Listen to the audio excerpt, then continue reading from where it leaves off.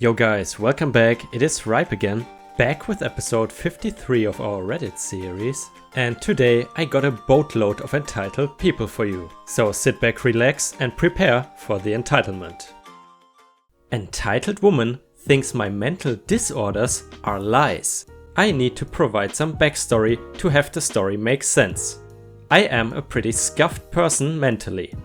I have clinical depression, autism, anger issues, anxiety disorder ADHD and bipolar 2. With this comes that I take a lot of medication, so when I go out to my local drugstore, there are a lot of pills on the list. This all began 1 week ago. Seeing that my supply of medication would not last another 2 weeks, I emailed my psychiatrist and doctor to send a request to the drugstore for my medication. Yesterday, after getting the letter containing the paper I needed to give to the drugstore and getting a confirmation from the drugstore that my medication has arrived, I go over to the drugstore to get my medication. I go stand in the row to get my waiting ticket. There was one person in front at the time, so I was not really suspecting anything at all. Enter entitled woman EW, a 55 to 65-year-old woman with the standard Karen haircut. She enters the drugstore and immediately the following conversation starts. EW taps me on the shoulder. Young man, shouldn't you let an old lady like me past? Me, I'm sorry ma'am, but I was here first, so you're gonna have to wait. EW. Excuse me? Haven't your parents taught you manners? Why are you even here? Someone as old as you shouldn't even be needing medication. That last comment made me snap. Me, ma'am, you have no idea what is going on in my life. Would you like the reason why I'm here? Yes, because you being here is absolute disgrace. Me, I am flipping depressed and I need my medication to get me out of bed in the morning. If I wouldn't have taken this medication, I wouldn't have been here. Would you please stop questioning me? EW, silence. Now after this interaction, I was pretty irritated. I get my waiting ticket and sit down on the couch. I pull out the yellow piece of paper my doctor and psychiatrist gave me and checked if all the medication shown was correct. What I did not know is that EW was sitting next to me and looking over at the piece of paper. EW taps me on the shoulder. Me looks over, realizing it's EW. How dare you lie to me about something so serious? You lied about having depression to get your drugs, didn't you? Do you know how the police handle frauds like you? Ma'am, stop accusing me of lying and being a fraud. I need my medication, otherwise I cannot function normally. I do have depression, otherwise it would not be on the piece of paper signed by my psychiatrist. EW, silence again. So I again, thinking this over, I start to snap some people on my phone. And I must say, thank God that you automatically look down when on your phone. I had my waiting ticket lying beside me on the couch. And in the corner of my eye, I see a hand reaching over to it and sliding it away from me. As a reflex, I grabbed the wrist of the arm. And wouldn't you guess it, it was EW. Shocked, she pulled up her hand and I grabbed my ticket, now holding it in my hand. After this, I get my medication and head home. Jesus, the way Karens invade your privacy, it's just mind-boggling. I think this Karen was part of the mental disorders don't exist faction. Anyway, let's quickly continue to the next one. This was infuriating. Rich tourist thinks I am his slave. Hi again. I work in a tourist office most of the time, but I am mainly a tour guide for the city I work in. I really like the job because I get to meet new people and talk in English. I am French, by the way. So I work in a tourist office in the cruise station, at the museums and also at a local market. My mother sells her necklaces there, so it's not my job. So I move around quite a bit and all adds up to a 6 AM to 8 PM job. Jesus, that's long work hours. Now to the fun stuff. We have 2 interns, quite young, around 18 and 20 and a bit shy. They were told to give free tours of the city to people that wanted it. I was not working yet and I start working around 7 AM at the market and then go to the tourist office at 9 AM.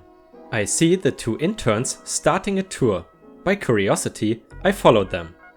I am their superior when it comes to tours and there was only one guy, the entitled man-child. He was from America, about 40 years old I would say. he suddenly shouted after a few minutes. Speak up, I'm right in front of you and I cannot hear you. Both interns are really shy and don't like to shout or speak loudly. One of them nearly whispers all the time. The cast of the story is me, the entitled person is EMC, and then there is intern 1 and 2. Intern 1: "Sorry sir, I cannot speak louder." EMC: "Just effing speak up, how hard is it? Why take this job if you cannot speak?" They stood in silence and looked at each other. EMC: "Answer me." The interns saw me walking towards them and waved at me. Me: "Hello, I am their superior. May I help you out with anything?" You are their superior? F off. I am 21 years old, by the way, and I did not have the tourist office uniform or anything, so I can understand the reaction. Me: "Sir, these two are giving you a free tour, and just for you. I think that's enough for..." He started shouting again. EMC: "I don't care if it's free, you three are here to serve me." I was shocked, and I turned to see the two interns, and they were a bit scared, but also shocked, just like me, at this amount of entitlement. Me: "I'm sorry sir, can you please repeat what you said?" "You are here to serve me. You do anything I say." Talking really slowly, like I don't speak English. Joke's on you, I can. Me: "That is incorrect. We are not here to serve you, we are here to inform you, dipshit." I may have went overboard with this one, but I could not let it slide. "How dare you talk to me like that? Where's your superior?" I'm not working right now, so I don't care, and do not talk to my interns like that again. It was outside of my work hours, so I really did not care. And I know my superior, she would laugh at this situation. "Just tell me where the train station is then." Me: "Turn around and walk straight." EMC: "Effing finally." He just turned around and left the scene. We were still in shock for a while, and this dude thought we were at his disposal, but no. Our job is to share the story of the city and its viewpoints. Guys, have you ever had an entitled tourist situation? Please tell us in the comments if you have something to share. Or even better, post it on r/ripe stories. But let's continue. Entitled parent tried to make me work while off the clock. So I work in a grocery as a service desk associate. However, one day we were a bit short-staffed, and since they usually have 2 people working service desk, they had asked me to get on the register. I reluctantly go because at my store, once you get on a register, you are stuck there for the rest of your shift because the heavy flow of customers. So anyways, my 8 hours of torture is finally over and I shut off my light. 5 to 7 minutes before I get off because people don't even look at the light and come to my line anyways. And I make sure there's no one sneaking up last minute. I head over to the time clock and clock out, which also means I could get fired for helping customers from that point forward. This is where EP comes into play. So as I'm walking towards the door, a 50-something-year-old woman taps on my shoulder and asks, "Why aren't you on a register?" I just stand there dumbfounded, like wow, is she really asking that? I respond with, "I already worked 8 hours today, I'm going home." She gets upset and responds with, "You're not gonna help an elderly? I've been standing in your line forever and you just walked off without checking me out." At this point, I knew she was lying because I made sure that there was no one around when I walked away from my register. I responded with, "When I clocked out there was no one in my line." And here comes the classic, "Are you calling me a liar?" I just stood there, squinting at the words that managed to slip out of her lips and into my ears. I said, "No." And she got even more mad and said, "Well, I need you to get on a register." Once again, I said that I legally could not get on a register as I could lose my job for it. At this point, coworker, who has been listening the whole time, chimes in, saying that, "Ma'am, he's off the clock. If you want to be checked out, you need to wait in line like everyone else." It was at this moment where I decided to slip out the door. What happened to that lady, I haven't a clue. But Jesus, she was annoying. Basically, he should have said, "Are you calling me a liar?" "Sure am, good night." But obviously, as an employee, you probably cannot do that because it might get you fired. You may be choking to death, but at least Karen smells pretty. I have always been a rather sickly individual.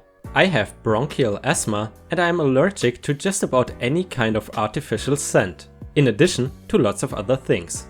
Also, very cold air tends to really affect me and can even trigger an asthma attack.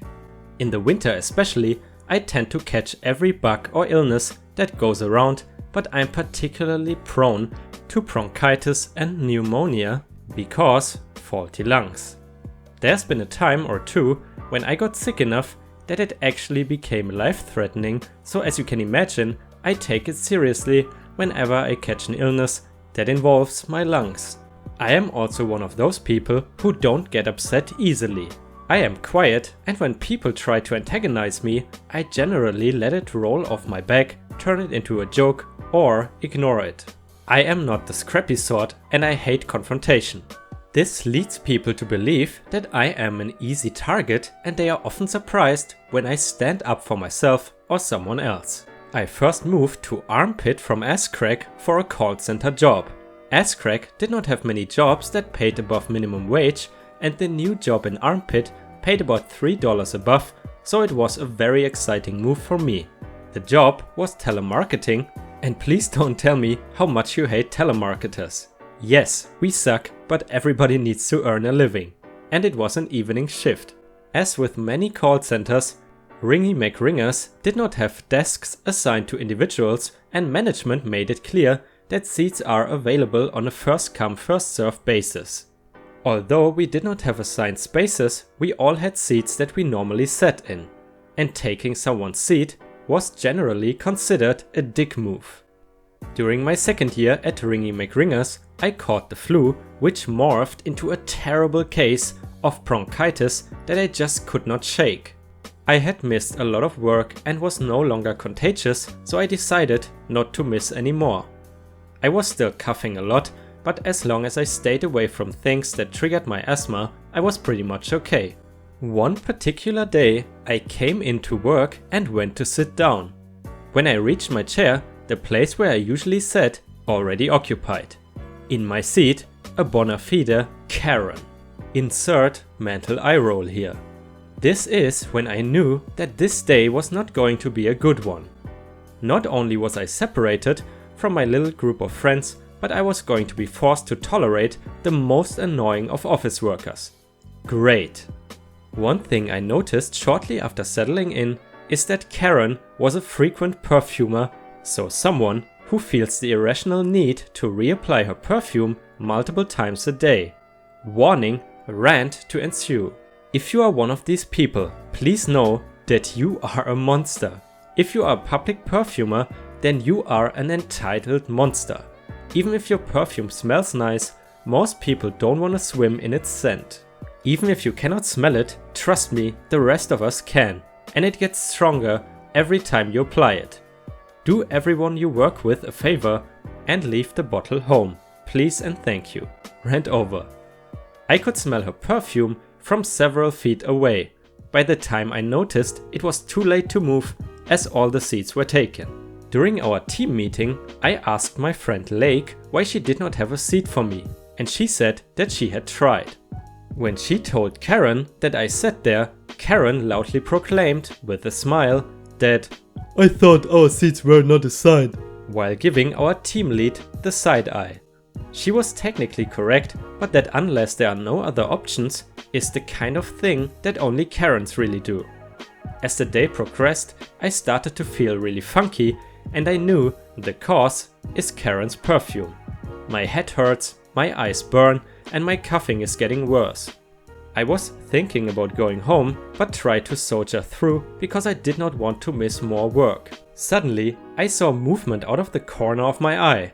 My coworker was rummaging through her Karen bag and had produced a small glass bottle. I knew what was coming, so I tried to head it off. Hey Karen, I was smiling and trying to look as friendly as possible, despite the fact that my chest was caving in. Can I ask a favor of you? Sure, what's up? I'm sorry to bother you, but I have been really sick with bronchitis. My asthma is really kicking today. Holds up rescue inhaler. So if you could, please go to the restroom or outside to do that. I would really appreciate it. Karen doesn't really say anything, but I saw an annoyed look cross her face as she puts the bottle away. However, she had a smile on her face when she sat back up, and I sincerely thanked her, continued on making calls. About 10 minutes later, I was in the middle of a call when the smell hit me. The coughing fit was so bad, I had to have my lead take over the call while I put my head between my knees. My rescue inhaler was useless. I started having bronchospasm, which is when your lungs seize up so you cannot inhale or exhale. At this point, my lungs just started ejecting phlegm in a way that is similar to vomiting. I am on the floor and basically helpless. My managers had to call the ambulance to get me to the hospital for a breathing treatment. Lake came over that evening to check on me and told me that Becky actually grabbed her perfume as soon as I had turned my back and purposely squirted her perfume in my direction. Every time I turned my head, she squirted it again. When I was carted away on a stretcher, she actually made some remark about me trying to get attention. I don't think I have to tell you how pissed I was. The next day, I was marginally better, so I went to work and Becky was in my seat again. I sat down next to her and she smiled and said, "Hi," like nothing ever happened. The smile disappeared when I say, "I have a bone to pick with you. Yesterday I spent most of the night in the emergency room, thanks to you. I just want you to know that I had better not see that goddamn perfume bottle again, or I will kick your butt. And you'd better hope I don't see you outside of work for that matter, because I will kick your butt. And if you don't get your butt out of my seat," I lean in and say the last in a very bright, pale, Karen-friendly kind of voice with a big smile, "I will kick your butt." Karen jumped, grabbed her Karen bag and moved. I did not find this out until later, but Lake told me that Karen actually went to our lead and reported what I had said to her. Normally, such a thing would result in a termination or suspension at the very least. Lake told me that our just lead looked expressionlessly at Karen and said, "If I were you, I would stay clear of her then," and turned back to her computer screen without another word, leaving Karen standing there speechless. Turns out, our lead is also an asthmatic. Really, all I can say there is, be glad if you don't have this type of allergy. Also, I mean, she did it on purpose and sent her to the hospital with that. So possibly she could even go to the police. Anyway, let's continue, we have some more stories to read.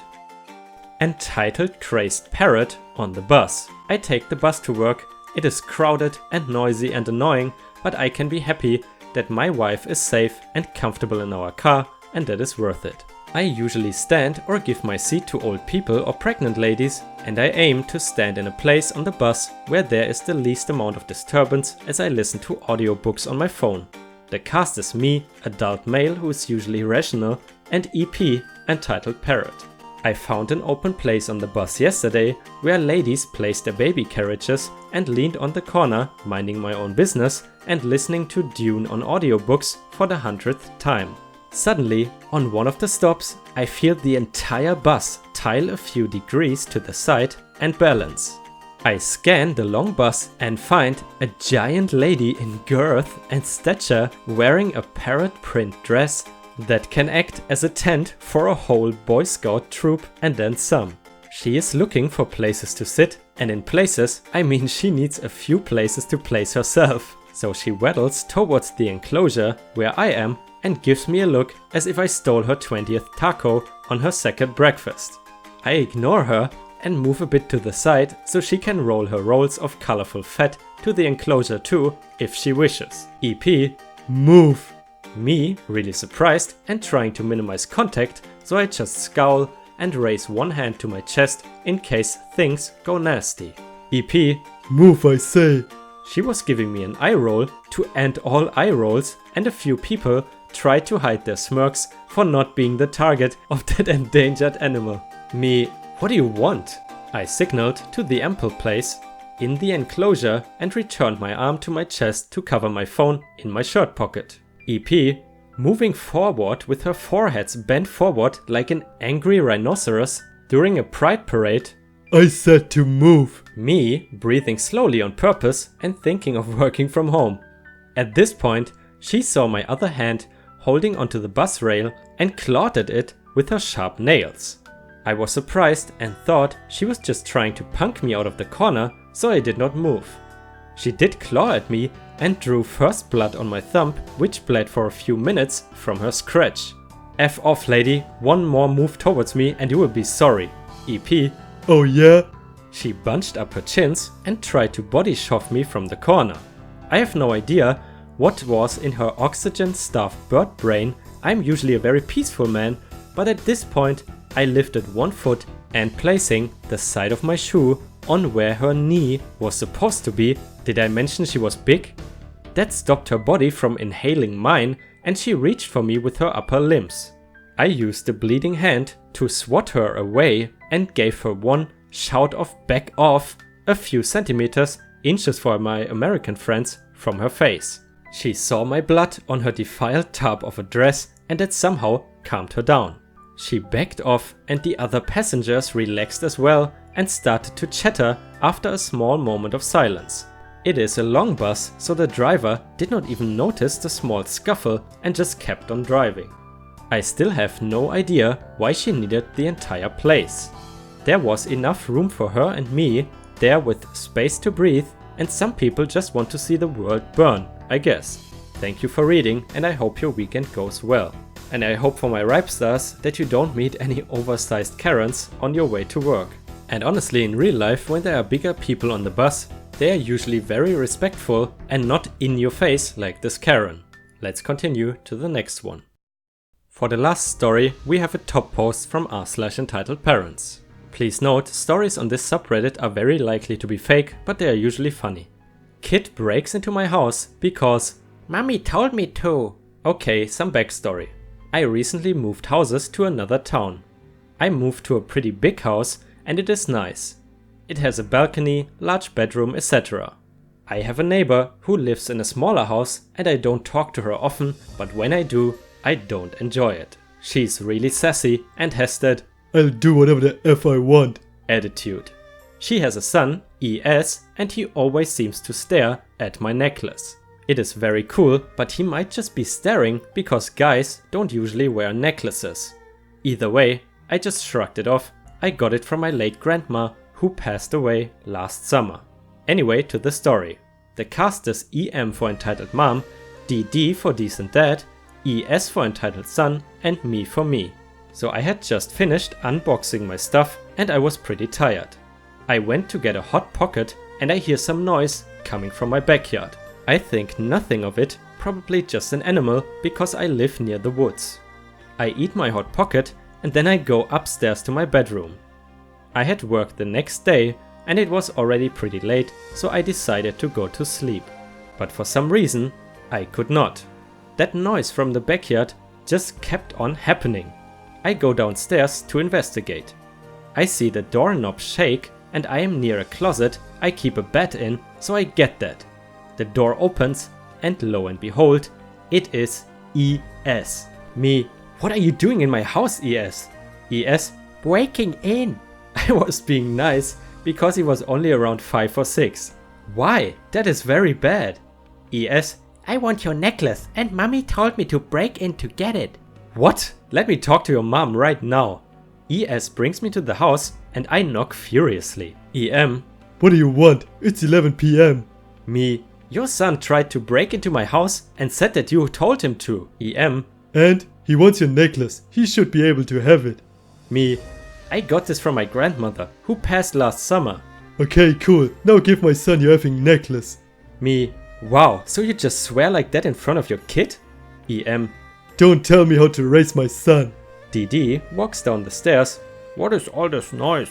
EM, OP won't give me his goddamn necklace. Me, your wife is trying to make me give her my necklace I got from my grandma. DD, honey, what the F? EM, Excuse me? DD, that is his necklace. You cannot just steal it. EM, But ES wants it. DD, let's argue upstairs. OP, you can go home if you wish. So I go home and go to sleep. The next day, DD said he was getting a divorce. He said that he did not want to be with a thief. I felt bad about causing this, but understood the decision. It has been a week since, but no new info has been revealed. I will update you when there is more info. Since the story is obviously fake, but funny nonetheless, I wanna ask my Ripestars, what are your favorite American snacks? I'm thinking something along the lines of Hot Pockets or even Pop-Tarts. And trust me when I say, those are the things I miss the most in Germany. Alright, let's move on to the last story. If you have watched this far, please don't forget to like the video to support me. And if you could, it would be absolutely amazing if you can subscribe and also click the bell icon so you never miss any of my uploads. Entitled mother lets 5-year-old daughter peek at me while changing. Okay, so every summer I stay with my aunt and they live in the country. Last week, while I was over there, my little cousin also stayed there. She's 5 years old and is really obsessed with seeing people naked. One night I was taking a shower since my room had a bathroom in it, and while I was getting dressed I heard a noise under my bed. I walk closer to the bed and out pops little cousin. I had not yet gotten to put clothes on, so I was naked. She looks between my legs and giggles. I grab my towel to cover myself and get her out of my room. While changing, she opens the door again and I shut it. I hear crying and my aunt yells at me after I'm dressed. EA is entitled aunt. Why did you make her leave your room? I was getting dressed and she kept trying to see my private area. So what? It's not like it's bad for her to look at it. Well, I have the right to privacy. She's only 5, just let her look at it. No, EA. I will get her to undress so you can look at her. Me, what the F? You're the worst mother ever. After that, I called my dad and he took me home.